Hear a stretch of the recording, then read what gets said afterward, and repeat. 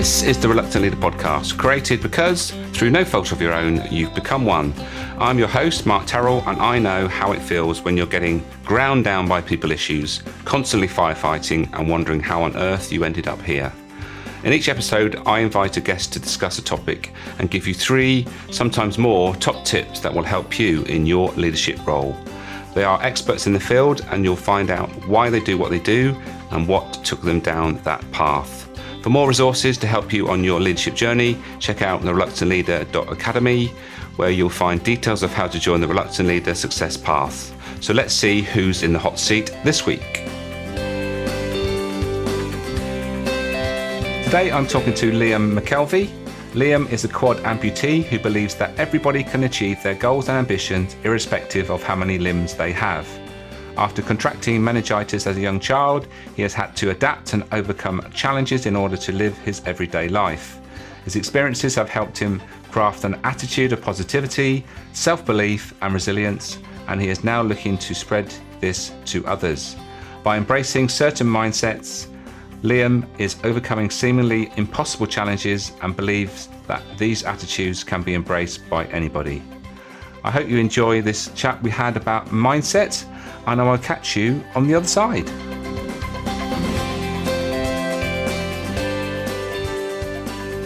Liam, welcome to the Reluctant Leader podcast. I've been looking forward to chatting to you. You've got obviously a big story to tell us. We're going to be talking about mindset today, and it's such an important part of everyone's lives, and it really sort of is pivotal in the decisions we make. And I'm sure we're going to cover a lot around that. And I've sort of seen and heard about the work you're doing. So I'm looking forward to hearing about that. But before we get stuck into that topic, I always ask my guests, why do they do what they do? And what was the pivotal moment that took you down this path? Well, just to say, to start off with is I'm an amputee. I've lost both hands and both feet, and you'll need to know that for the context of my story. Mm-hmm. So the pivotal moment for me was, well, there's quite a few to be honest, but for me it was when I dropped out of university. I studied architecture, despite the fact I've not got any hands. I could actually hold the pencil, and to be honest, I've got neater handwriting than most people with hands. So, yeah, I studied architecture for 3 years, and then I dropped out, and I was kind of lost within the wilderness of unemployment. And it took me about 1.5 years to work up the courage to start looking for jobs. And I'm going to be honest, when you have a disability, a job search is quite a difficult thing to do, because not many people can see past the disability. So it was one day, I sat down on my laptop, and I thought, I'm going to look for not just a job, not just anything, a career, something that gets me going, something that gets me up in the morning. But before I ended up on any job search website, I ended up distracted because I've got the attention span of a goldfish. I ended up on YouTube watching a TEDx video about finding purpose. And it was strange. It was like one of these light bulb moments, these aha moments, an epiphany, if you like, this realisation that I could use all my experiences throughout my life, whether they be positive or negative. I've had a pretty roller coaster like life, and I've realised that these experiences come with lessons. But why do the lessons just have to be for me? I realised that I could use my experiences to help other people through their toughest times and encourage them to take positive action. And from that day forward, I've entered the world of motivation primarily as a speaker. Fantastic. So you've taken your adversities and you're decided to make a positive spin on it and bring something that's good to the world, which is it's fabulous, really, considering the the challenges that you have. It's fantastic. So let's get diving into this topic of mindset. And you sort of mentioned it already a little bit about mindset. And I've been doing a bit of work around this as well, particularly understanding, where we are with mindset. But if you're introducing or talking about mindset, where would you generally start, Liam? Usually when I do a talk regarding mindset and motivation, I have 3 main topic areas. And I feel these are the 3 areas that have been crucial to my life. And I always start with, mindset. It's understanding that, you know what, you can do more than you think you can. I don't believe that there's many things that most people cannot do, because often we'll have this mindset of it as it's not meant to be, or I'm not smart enough, or I can't do that. Maybe in another life, years down the line, is that saying that tomorrow's the busiest day of the week. So my starting point would be, do you know what? Find something that you enjoy, something that you like, look into it and get started. Right. And also you sort of alluded there, it's about that fear as well. I think a lot of people get stuck in that place of fear, don't they? And can't seem to move forward from that place. Fear. I think fear and hope controls us the most in life, but I think fear just edges it. People look for a reason not to do things. And the thing is with excuses as well, we'll always rationalise them and say, I've not got the time, I've not got the money, I would if I didn't have children, that sort of thing. And it's excuses because it's fear that's controlling us. We don't want to take that step beyond our comfort zone. But see, when you take a step beyond your comfort zone, you realise that you can do things that you never thought you'd be able to do. If I look back at my school years, I used to shake horribly when standing in front of my English class doing a talk. Whereas now I can stand up quite comfortably in front of a large audience and tell them quite personal things about my life. And if I was to go back in time and tell myself at school that this is the career that I would follow, I probably would have started laughing and said, nah, no chance. But if I hadn't pushed myself beyond the fear to do it that first time, I wouldn't be here today. I wouldn't be speaking to you today. So it's amazing what you can do if you just push yourself beyond the fear just that one time. Yeah. And I've been reading Carol Dweck's book on mindset recently, and that book is very much based on either having a fixed or a growth mindset. And I guess you find a lot of people that are stuck in that fixed mindset where they think that their abilities are what they are set, and anything outside that is not beyond their capabilities. And that's one big step in the right direction when you actually realize that, you can do it if you really want to.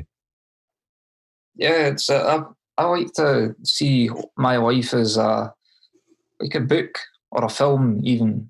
And I'm the writer and the director. I get to kind of choose what direction I go in, and I find that's amazing. You can turn your life into almost anything you want it to be. But a lot of people, the majority of people, let's be honest, have that fixed mindset. They say, well, I can't do that. Well, I remember most of my friends as well, they have that belief. Say, oh no, I don't like my job, but I don't know, I'm just going to stick with it. And I say, no, this is your life. You can make what you want of it. So it's getting people to understand that, look, you can learn anything, you could go in any direction you choose, but you need to take the action first. And that's the difficult part, because a lot of people just kind of push that aside. They don't really believe it.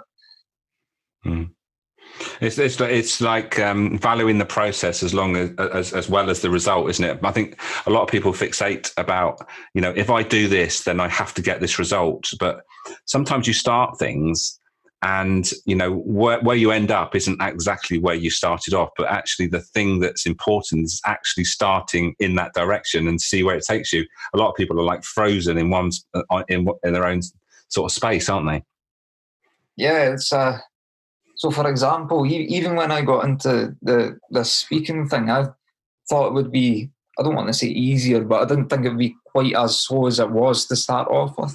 And the business plan kind of went out the window. And it's that sort of thing. It's easy to kind of think of the end result. That's what motivates you.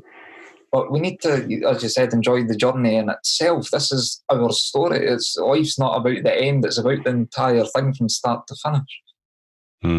I think it's because people sort of judge things on the outcome, don't they? And if you, I think when people start, when I sort of talk about, starting a business as opposed to having a job, one of the things people can't get their head around is when they started a business, that there isn't income straight away. So that straight away sort of blows their mind, thinking, well, I'm used to going to work, getting paid for what I do, and then, that's how it works. When you start a business, that's not the case. You have to put almost effort in place, put the effort in. You've got to invest money, so put money in rather than receive it.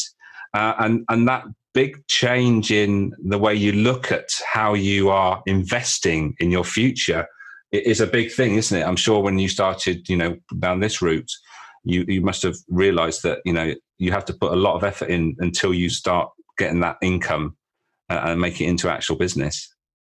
Yeah, you've got to spend money before you make money. Yeah. And so a lot of people as well, they'll happily sacrifice a reward that they need to work for an easy kind of comfort, an easy wage. You get paid per hour, per week. You get at the end of the month, happy days. When you run a business, as I've realised, that's kind of thrown my head around a little bit as well, because it's quite uncertain. You don't know how much you're going to make on a certain month. It kind of changes with the wind. So it takes a lot of resilience to kind of keep going through that, even though the voice in the back of your head saying, just get a job. Yeah. I believe if your business is almost like your purpose, if it's what drives you, if it's what makes your life what it is, then even if you go through difficult times, then you're going to stick at it if it means so much to you. And to me, my business means so much to me. I would never give this up. No matter how much I struggle with money in the starting stages, I understand that it's going to take time. I'll get there eventually, but it's, again, back to the previous part, it's enjoying the journey. I'll be talking about this for years to come, the early days of trying to get from one week to the next, trying to find new clients and that sort of thing. And it's in a strange way enjoyable, but it does have its worries. Yeah, but the thing is, what we're doing is that it's taking responsibility, isn't it? It's having total responsibility for yourself and the direction you go, as you've mentioned. If you are working for somebody else, I mean, we're not making any judgment that people that have a job. That's fine, and that's quite within the realms of most people. But once you make that decision and take charge, you're taking full responsibility, and with it becomes that extra little bit of spice that that everything that you've put in is actually, and when it comes out, it's because of the effort you put in the first place. Yeah, it's that sort of thing. If you have a job and you make a wrong decision, you may lose your job, but you could also affect somebody else's company. Whereas if you make the wrong decision and you're your own boss and you run your own business, every single bit of liability comes back to you. So it takes a lot of responsibility. It takes a lot of problem solving, figuring things out, and making mistakes. Making mistakes, I'd argue that's a good thing because you learn from them. If you make mistakes, it means you're kind of pushing yourself to do new things. And eventually, theoretically, you're going to refine your approach and you're going to make less mistakes and you're going to take yourself in the right direction. But since the start of this year, I've learned a lot about responsibility and time management and that sort of thing, because leading up to this year, I was an extremely lazy person. I'm the most irresponsible. I'll get somebody else to do it. I don't really care. That was until the turn of the year, and I feel my character's completely changed this year because I've invested in not just the business, but this new side of me, this self-improvement. But I listen to a lot of self-improvement audiobooks as well, and I feel that's made the difference in my life. But so it's part of your day-to-day is that you are on that, improvement journey, and self development is part of your mindset, I guess. It's one of those things that you've got to understand that you've taken responsibility to develop yourself, and no one else is going to do it for you. So you might as well get on and do it yourself, haven't you? Yeah, it's even sometimes in the morning when I'm warm in bed, and I'm thinking, I really, really don't want to get up. But I think if I get up at 12 o'clock, then half the day is gone. So there's nobody, you've not got a boss who's going to phone you up and say, right, get in now. You need to do that yourself. And that takes a lot of learning to be able to do that. But see, when you crack it, it's an amazing feeling of accomplishment. You're able to kind of manage yourself, be responsible for yourself, and actually push yourself to do things you never thought you could do. Yeah, and you've mentioned the TED talk that you listened to. Is there anything else that sort of is now, you can see there was pivotal in the way you look at life now? Because obviously the way you look at life now is a lot different to maybe 12 months ago. Yeah. The most pivotal part for me, other than that video, was, again, it was investment in self-improvement. Mm-hmm. It was not only that, asking for help as well. I kind of see these self-improvement audiobooks. I categorize that in a way of asking for help, because you're learning from other people. Another pivotal point of my life was when I was unemployed, I became quite severely depressed. And again, I asked for help. And I went and spoke to a psychologist, and to me, that kind of saved my life, because it was somebody else who was more sort of in a better place to deal with my problems than I was. I was in over my head. I was drowning. I was swimming against the tide. But to ask for help, because a lot of people, they don't want to ask for help because it's perceived as a weakness. But I think it's a strength. I think if you're able to admit that you're out of your depth and you need help, I think that takes courage. So yeah, the two pivotal points for me are investing in self-improvement, because that helps me, and knowing when I'm out of my depth and being able to ask other people for help. And I think that's a good combination. The two work quite well together to improve my life to a level where I'm now in a fantastic place, the best place I've ever been. That's great to hear. I'm just going to pick up on that asking for help thing, because I think, especially as this is a podcast about leadership as such, I think a lot of people, when they get to a leadership position, think that it's all there. They've got to have all the answers. But I mean, obviously, as far as mindset goes, that's not really the place to be. It's actually understanding that you have a role to play, but you're not there to have all the answers. You're there to sort of lead your team and those that you are involved with in the right direction. And everyone within that team has their role to play. And I think that's a key thing to take on board, isn't it? Yeah, well, as the saying goes, teamwork makes the dream work. Yeah. But I don't believe there's one single human being on this planet that goes through the entirety of their life never asking for help. It's, as I said at the very start, I'm an amputee. I've lost both hands and both feet. I've needed to ask for a massive amount of help throughout my entire life, and that's not a weakness, because by asking for help, I've been able to improve my life. And if that's not a strength, I don't know what is. Yeah, and before we started chatting, I wrote down some things, and one of the things that I wrote down from a little bit of research I do, obviously our good friend Google, when it came back, was embracing imperfections. And that's the thing that we talked about. You mentioned about failure, but I think sometimes we focus far too much on our imperfections, and actually sometimes those imperfections can be, our point of difference. We can actually, use them in a positive way. And obviously, you are obviously, you're not imperfections, but your challenges that you're using them in a positive way. And that's the thing. It's a mindset around how can I use this in a positive way, rather than, feeling sorry for myself and expecting people to, almost mind read what you need. And you just mentioned about asking for help. People only know won't know until you actually ask them for that help. And if you can do that, then that's going to release you from maybe that, that downward spiral that could possibly happen. Yeah, the imperfections. I struggled severely as a teenager with my differences, because they're quite noticeable differences, let's be honest. I started to think in quite negative ways of, I can't speak to those people because I'm different, or why would anybody want to be? And I started to isolate myself. So now I adopt the mindset of, do you know what? hands and feet don't grow on trees. This isn't going to change anytime soon. So sometimes in life we need to accept our imperfections, because see, when we focus on something that we can't change, it consumes us. We become obsessed with it, it infuriates us. But what's the point? Because we can't do anything about it. And in this case, the imperfections that I was horrified at as a teenager have now become my purpose.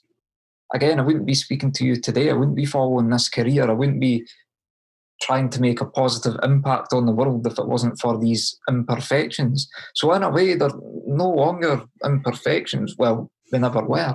Let's be honest, there's 7 billion humans on this planet, and there isn't two the same. We're all individuals. So yeah.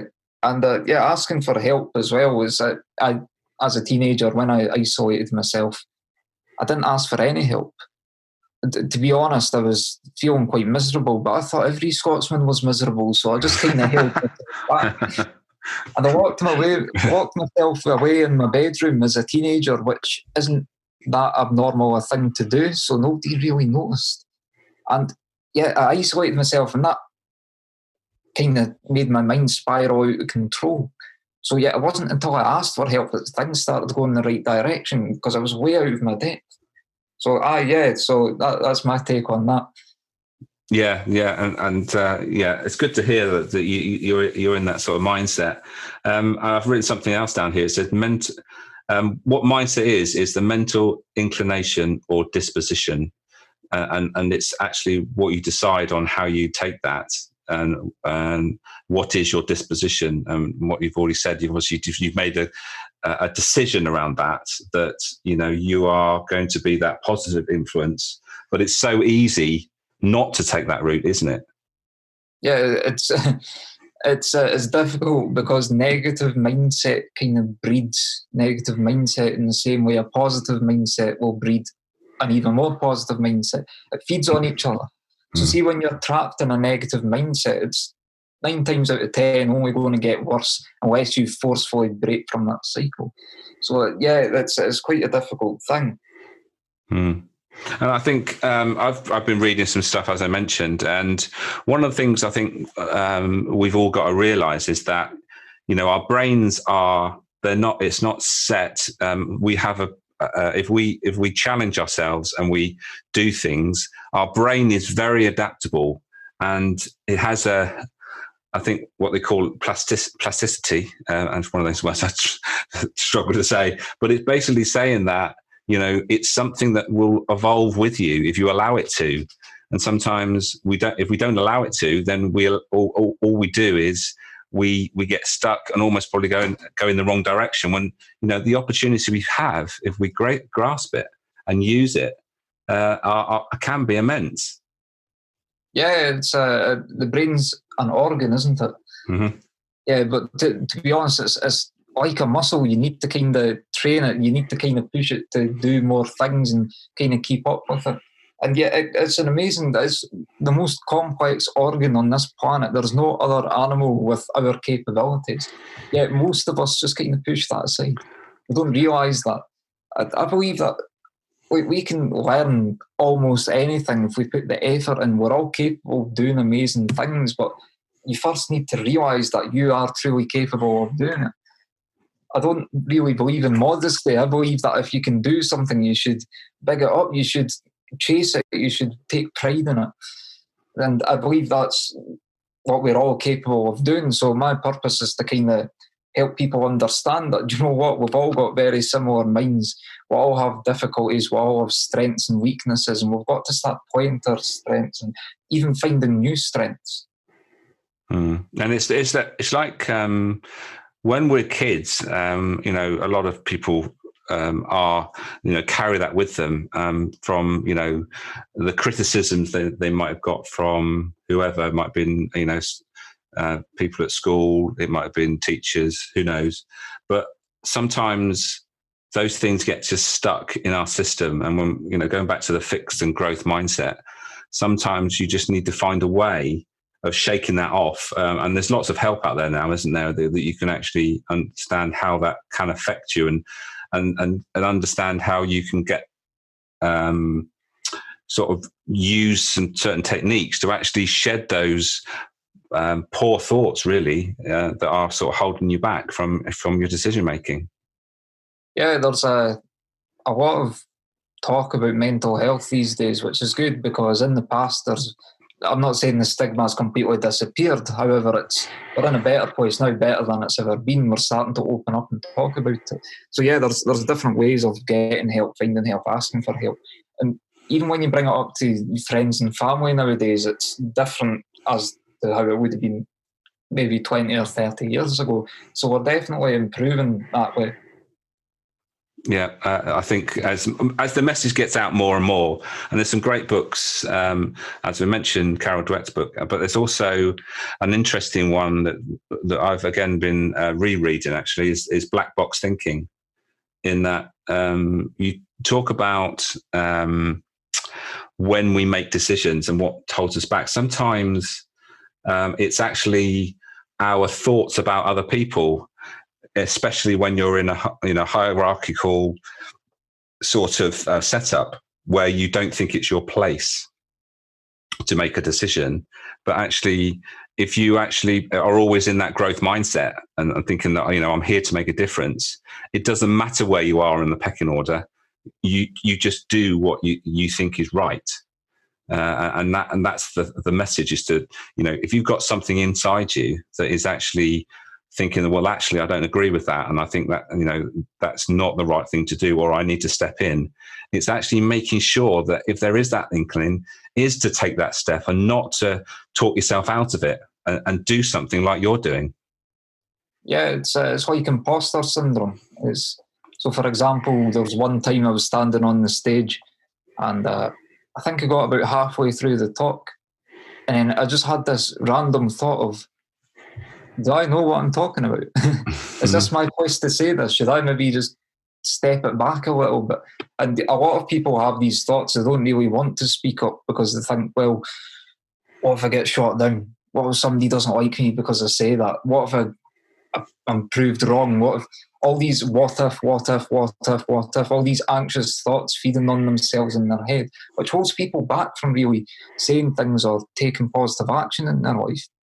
As well, for example, when you tell, I don't know, family members or friends that you're starting a business, then they start telling you all the statistics that like 9 out of 10 businesses fail within the first 3 years, and how are you going to do that? You've had no business experience, and it's that sort of thing. You have this in your head, and you're not sure whether you want to kind of be brave and take action anyway, or whether you want to just kind of stay away and just pretend you never thought about it. So it's, yeah, I still struggle with that myself sometimes. I sometimes sit down during the day and I'm doing business-related stuff, and I'll think, I'm way out of my depth here. Should I just give up? But like I said, I've got a purpose, and I don't plan on giving up anytime soon, no matter how bad the thoughts get. Yeah, and you've got that drive, and that's going to keep you going. That's great to hear. And you've mentioned it there, is that the influence of others on your mindset as well. If you're, however hard you are or trying to make sure that you stay in that positive growth mindset, the influence of others, which is sort of what I've alluded to and what I said before, is always there. And it's actually having a strategy around not allowing that to take over and be too influential when you actually know why you're doing something. Yeah, it's quite a difficult one, because humans are social creatures. We value other people being around us and communication. So we really want to tell people other things, but a lot of the time it gets shot down. And to be honest, I think we live in quite a pessimistic culture in the UK, especially, and especially Scotland as well. I think it's the weather, because I'm going to be honest, your surroundings can make a difference to you. If you're surrounded by pessimistic people and grey clouds, you're going to have quite a dull mindset. So sometimes in life, for example, this year especially, I've started to question who I speak to and what I tell them, and I've started to notice the attitudes of other people, because it really does have an impact on you. If you're surrounded by pessimism all the time, you're eventually going to become quite pessimistic yourself. If you're told that you can't do something, you're going to start to believe it if you're told enough times. So it's understanding who to speak to, who to surround yourself with. And honestly, I don't think the weather helps, but we can't help that. Yeah, I was going to say, so we're a combination of the 5 people that we spend most time with. That's sort of a common thing. But actually, you put another element here is, it's that the weather. I think that's that sad syndrome, is it? When we don't get enough sun? I think that's what they call it. I can't quite remember, to be honest. There's like a vitamin D deficiency or something. Yes. So we're being specific to Scotland here, but obviously you're in the right place to do that, being a Scot. So, I couldn't possibly comment. But, I'll leave you to do that and take the flak. So one of the things that I wrote down also, because I've made some notes, as I mentioned, is when one of the strategies you can use, I don't know whether you come across this, is actually when there's something that you have to do and you haven't done it before, using the word yet is quite powerful. So in other words, I haven't run a business yet, or I haven't successfully started a business yet, or whatever. When you put yet in it, it actually says, well, yet means that I will one day, and it almost gives you permission, doesn't it, to say, well, one day I will be able to do it, although at the moment I might be struggling a bit. Yeah, I think that's a brilliant word, actually, because it makes everything a possibility. Is I've not done this yet, I've not done that yet, not a millionaire yet. Yeah. And it kind of opens your mind, because when you say I'm not this, it basically puts it down as a fact that that's not what you are, just leave it. But if you say I'm not this yet, it keeps it open. It's open-ended. You never know. If you take the positive action towards making it happen, it's a possibility. Yeah, and it's all about setting that intention. It makes it quite clear, and we are very much. And it's a weird thing, but our brains are actually listening to what we're saying, and it sort of takes it back in a bit, I think. And if you say something like that, it almost like registered. Okay, it's not now, but maybe in the future, sort of thing. I don't know enough about this stuff. There's people that know far more than what I do, but it's actually making sure that you watch your language as well, isn't it? I'm sure that's something that you've got to make sure that you don't start speaking the wrong words, which ultimately lead to that wrong mindset. Yeah, the way we speak to ourselves is what matters most, because we can't escape our own head.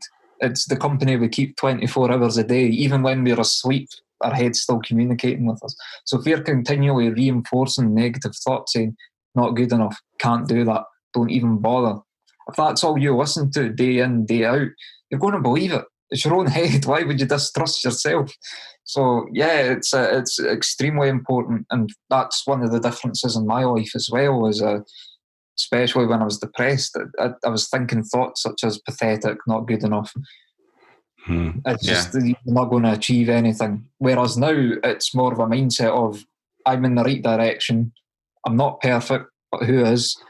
I'm taking positive action, and who knows what this could become. I'm already enjoying the journey as it is now, so I'm already in a good place. So even the difference in the way that I'm thinking, my own mindset, it's completely transformed and flipped my life. Yeah, fantastic. Well, sadly, Liam, our time is running out, and it's getting to the point where we wrap up at the end with some top tips. So if we are sort of going to finish off and leave listeners with some things that they can take away and summarize what we talk about in a way, I suppose, what would those 3 top tips be as far as you're concerned? When I do a motivation and mindset talk, I have 3 categories or 3 areas that I feel have been crucial to my life and any time my life's been in a positive state. And that is mindset, action, and resilience. You need a positive mindset in order to believe that you can make positive things of yourself. However, thinking alone is not going to make a positive impact on your life. So you need to back it up with action. You need to take positive action and get yourself on the right tracks. But you need to stick at it. You need to stay resilient. You can't just give up after one attempt. You need to stay at it. So the 3 top tips are mindset, action, and resilience. Brilliant. That sums it up very nicely. Thank you so much for your time today, Liam. I am in awe of what you do. I wish you every success in the future. For now, I will say, have a great day. Thank you very much.